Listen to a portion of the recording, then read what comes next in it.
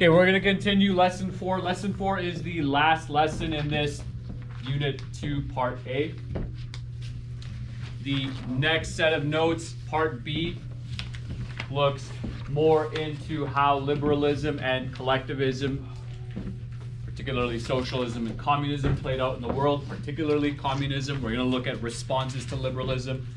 Again, this Part A unit is all about explaining how liberalism and individualism came to be. Okay, keep going on. So in your textbook, roughly pages 101 to 110 are a good resource to look through, read, and skim through to get a better understanding on the Western origins of liberalism, liberal ideas on economics, the relationship between liberalism and capitalism, politics and liberalism, and John Stuart Mill and the eventual rise of modern liberalism. Okay, just walk around. Okay.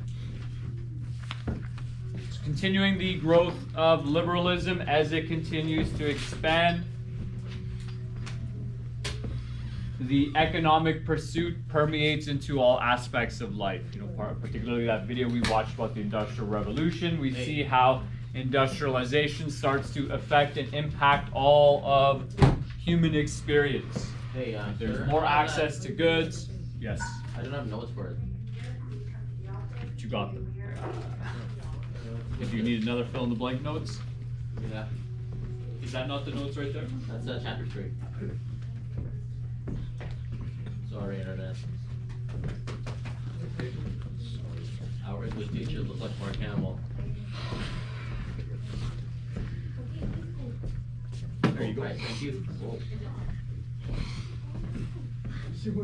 One of the issues that people had with the Industrial Revolution is that the outcome was not equal.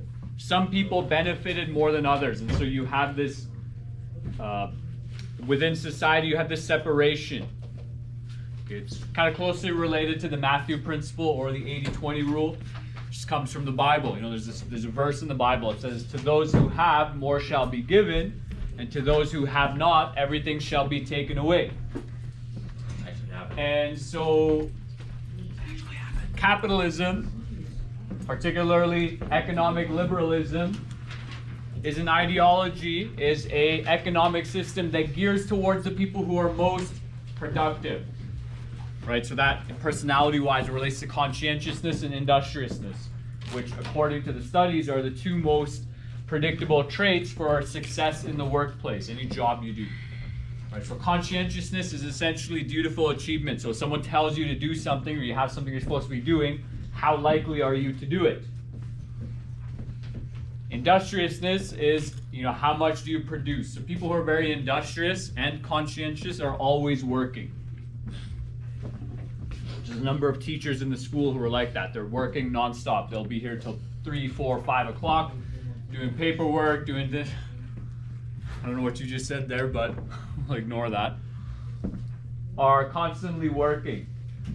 Many of the people who are millionaires and billionaires are very hyper productive. They're working maybe 75, 80 hours a week. Their days are likely scheduled for them by, you know, maybe 5 to 15-minute blocks. Right? They don't deal in hours. Why would they? Right? Unless they've scheduled off time for that. So capitalism really favors people who are very high in conscientiousness and industriousness, the people who are most productive and work the most. Now the challenge with that is not all work produces the same result. Right? Not all work has the same value. And what that might look like is particularly, let's say, through an example, through sports. You know, you have one person who is sprinting all the time. They're hustling really hard to play defense, play offense, and you have another person who's jogging. Okay. Or in the fitness room, you know, you have one person who does an exercise, looks at their phone for 10 minutes, does another exercise, looks at their phone for 5 minutes, and you have another person who goes through each of their workouts consecutively. Takes rest, because that's necessary, but isn't spending 10, 20, 30 minutes just on their phone. And so the outcome is different. So sometimes some work is just valued as less. For example, You know, we all know what a minimum wage job looks like, more or less. And it's not that that work isn't valuable, because obviously a lot of people will eat, let's say, from a fast food restaurant. It's just, you know, how difficult is it to work at a fast food restaurant? Or another question could be, how quickly did you learn all of the tasks you needed to do that job well? For example, so today I'm trying to get my permanent teaching certificate, and today I found out I've worked 406 days with the school district. After 406 days at my job, I'm still figuring out new ways to do things and better ways to do things. And so it makes it challenging. Now, I don't necessarily have to do that. But if it took me 30 days, so for example, when I worked with my job with the city of Edmonton, working a roads crew, you know, after you filled about 5 potholes, you understand how to fix a pothole. Like it's not that complicated. Okay. Once you poured asphalt 5-10 times, it's very simple. And then you just repeat the task. And again, it's not that that job isn't valuable, it's just that how easy is it to accomplish. Right? That's one way to look at it.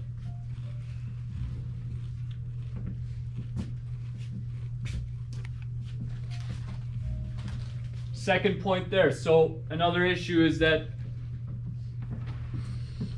the cheapest labor is slave labor. And slave labor isn't exactly ethical. Particularly if you're looking at and not a lot of people are aware of this, but part of the reason why slavery came to an end is because people were looking at religious ideas and this idea that we're equal in the eyes of God. Well, if we're equal in the eyes of God, why would you hold another human being a slave or a captive? Obviously for the economics, right? But at some point you got to ask yourself, is the money worth it? And is it the right thing to do? Little to no regulations in the workplace. So again, some of you work at fast food restaurants. It's entirely possible you could burn your hand or cut your finger at work. What happens if you injure yourself at work? What should happen? Should your boss just be able to fire you? If I break my leg and I can't walk properly for the rest of my life, should the school board have to pay me for the rest of my life? Some people might say yes, some people might say no. Some people might say, well, the school board should pay you for a certain amount of time, right? If you have insurance benefits.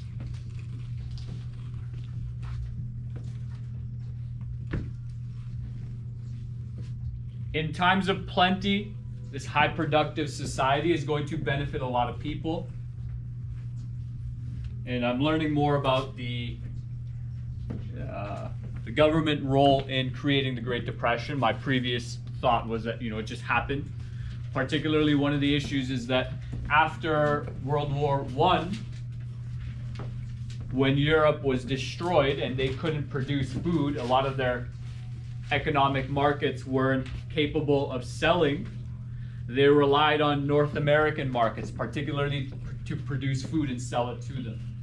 But by the time the Great Depression was about to begin, many of those European markets had rebuilt themselves. Now there's a surplus of material, and there's only a certain amount of people to sell to. So you have all this excess, which means that the price dramatically drops. And so that market crashes. Think of it this way. If I give everyone here a gold medal, what does that gold medal mean? Nothing. But if at the end of this course, one person gets a gold medal, what might that mean? Whatever we were measuring. So maybe the person with the highest grade gets a gold medal, right? It means they had the highest mark, okay? You could give a gold medal to the most improvement, right? There's several things you could do that. But if only one person gets it and it's in an order, it means that that person produced the most results, ideally if the system's working properly.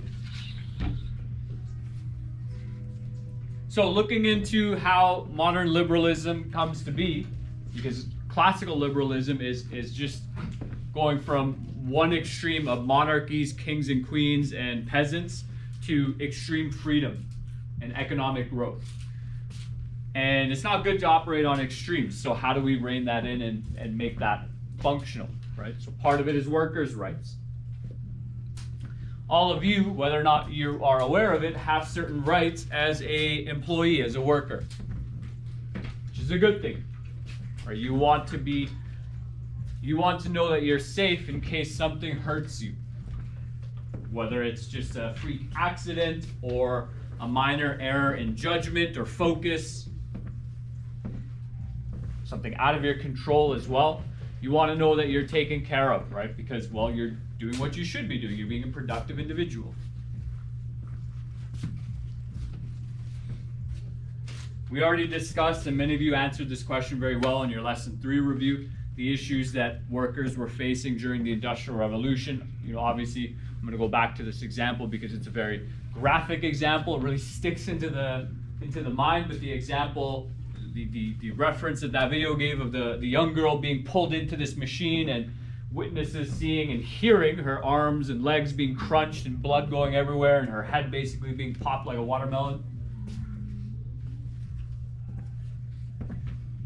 It's a terrible thing. It should never happen. If you go to work, obviously, again, some jobs are more dangerous than others.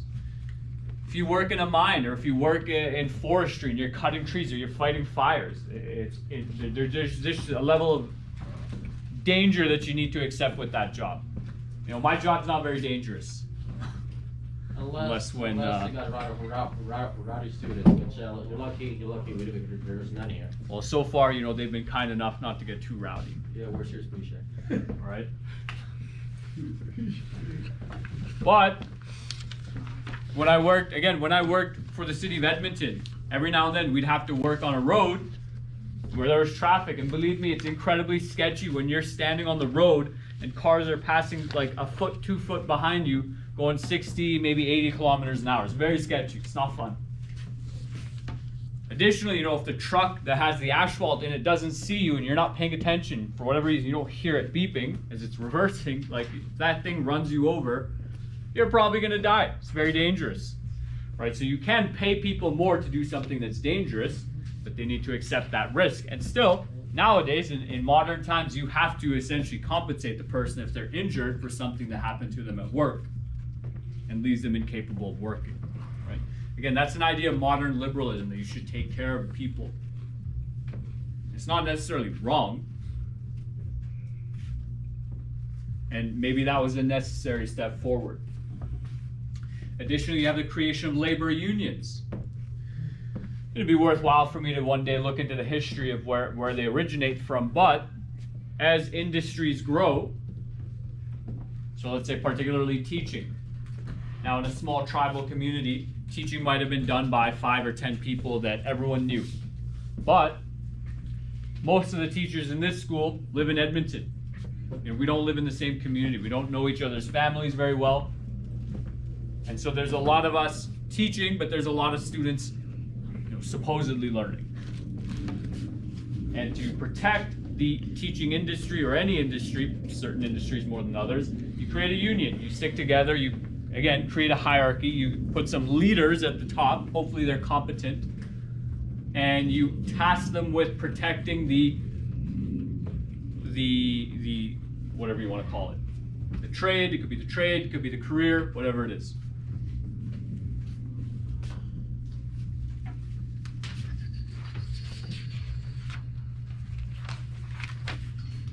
This slide might not even be necessary. Anyway, some of the things they're focusing on is stopping child labor. Okay, and that can vary, right? So at what point is a person considered or not considered a child? In addition, should individuals be free to work if they want to, not if they're not forced to? Obviously, let's not do that. Safer working conditions, better hours, health benefits, aid for injured workers, increased wages. These things kind of go on a timeline as well. Obviously, one of the first things they did was stop child labor. Like, you don't want a 4-year-old working a job. Or do you? It's not obvious. Maybe you do, right? What is best for the 4-year-old? What is best for that society? Instead of sending 4 or 5-year-olds, 6-year-olds to work, now we send them to school, hopefully hoping that they'll learn how to be a functional worker when they're 18. Which is essentially what the school system is.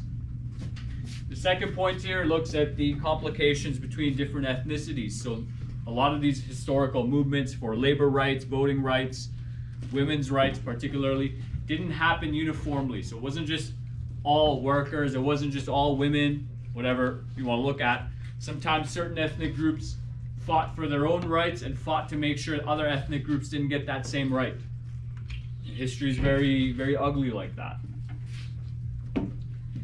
Sometimes these unions would organize amongst ethnic or gendered lines. Okay, there's an interesting, I don't know if this was studied, but it was observed during this time period that when there were strikes that happened with just men, what the police tended to observe is that one police officer could handle 10 men, usually by beating the snot out of them, right? Like, you can get very violent if it's just men.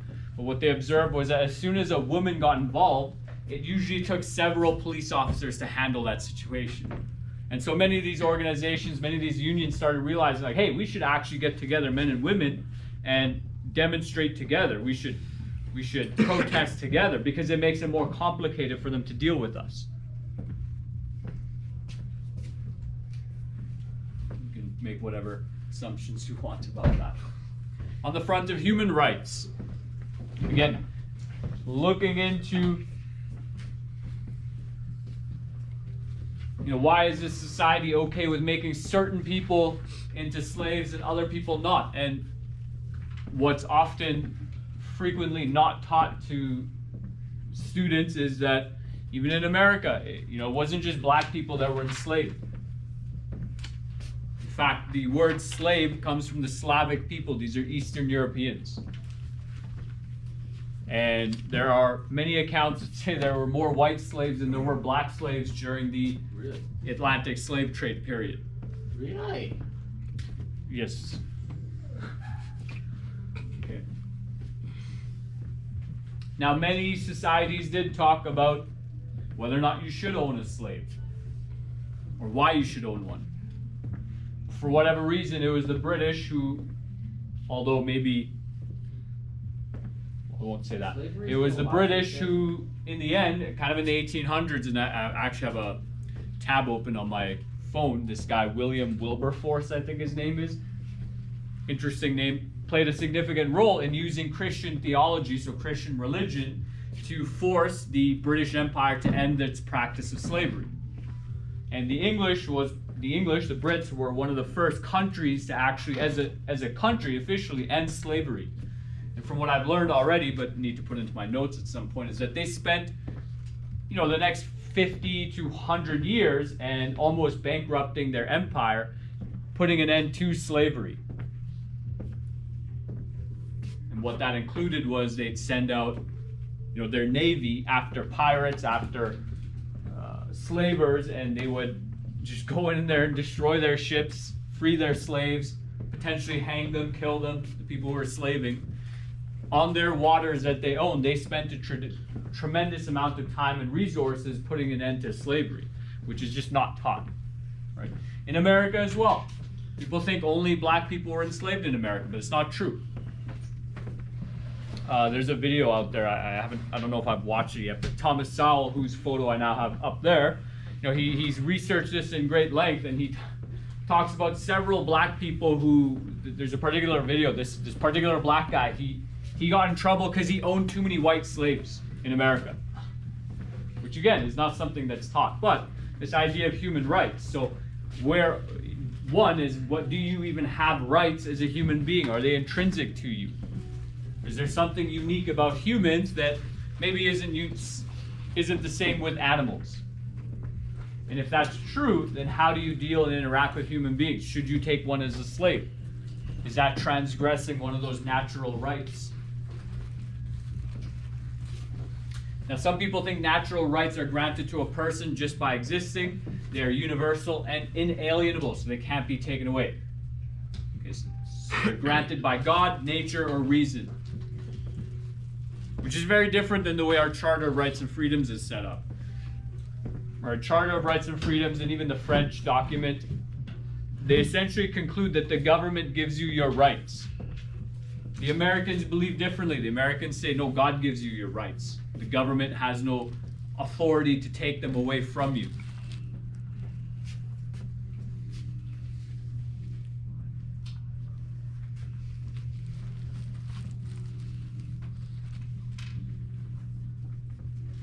This is a little blurb on what I was saying earlier.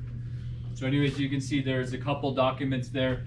In 1807, slavery was outlawed in the British Empire with the Slave Trade Act. It was abolished altogether. So they spent about 25 years internally solving the problem themselves.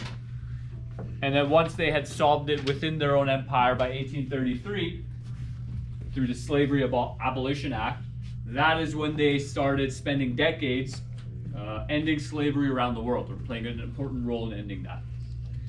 Now, obviously, there's a slave trade in several parts of the world. I think a very famous one is in Libya right now. There's, I'm not saying slavery is over and there's no slaves. And then there's ancient slavery, and then there's obviously there's the trafficking, human trafficking, right? So people who are sex slaves, they get kidnapped and are put into that lifestyle, which again is horrible. But how do you go about ending these things?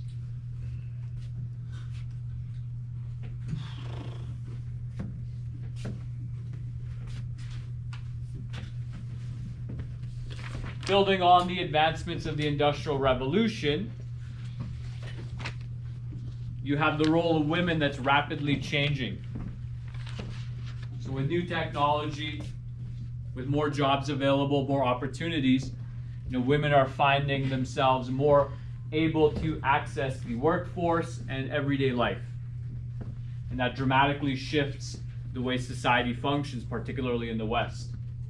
Okay, so initially being involved in managing the house and farm, raising children, making and repairing clothes, women were now forced to work in industrial settings, typically as textile workers, which would be related to fabrics, and coal mines. Okay, I don't know how the ladies in the class right now would feel about working in a coal mine, but I, for one, would not enjoy that. No, thank you. And obviously many children as well were employed in coal mines. Despite low wages, women were paid even less, sometimes half of what men made. And then what would happen to their income in the home would depend on how that home is set up, how the household is set up. Maybe they lost all their wages to their family, to their husband, or to their father. Women fought for workplace equality throughout the 1800s and 1900s as part of their struggle. They also fought for equal voting rights, which was required first. Okay. And I have some resources there as well that you can read. Now, everyone is going to respond to this differently. Some women certainly would have loved and appreciated those opportunities and continued to stay working in factory settings or modern settings, whatever they are. Other women might choose to stay at home and prefer to raise a family and to let their husband do the earning and to themselves do the family raising alongside their husband as well.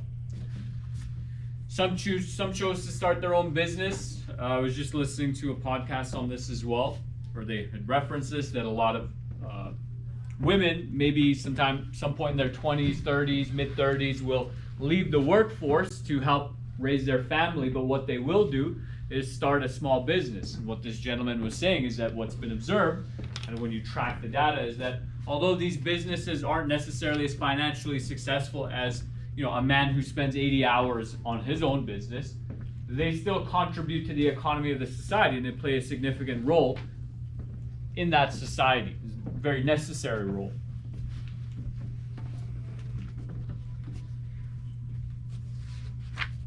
That little blurb right at the end of the first section. So as women spend more time in the field, in industry, it builds their case for their own individual human rights and acknowledgement in the workplace as well.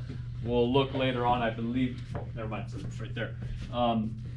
As the world wars come by, it strengthens the footing they already have established inside the workplace. They've proven and demonstrated themselves to be a necessary part of the workplace and a very useful part of the workplace and capable. And so it creates a very strong argument for them to have equal rights to men, to be acknowledged equally as men.